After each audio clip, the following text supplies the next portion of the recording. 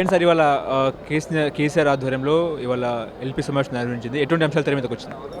సమస్యల మీద పూర్తిగా ప్రస్తావించి మాట్లాడినారు. దాంతోపాటు సభ్యులు విధిగా సమావేశాలకు రావాలి, చర్చల్లో పాల్గొనాలి, వాటన్నిటి మీద ఇచ్చేయాలి.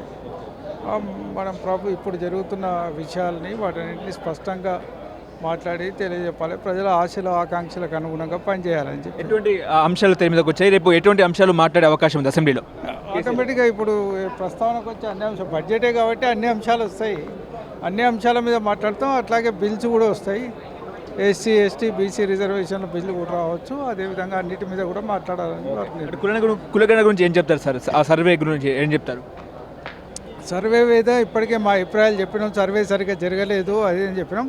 బట్ 42% రిజర్వేషన్ మేము సంపూర్ణంగా మద్దతు ఇస్తామని కూడా చెప్పినాం. కాకపోతే మెథడాలజీ తప్పు చేసినారు, అది సరిదిద్దుకోమని ప్రభుత్వానికి చెప్పినాం.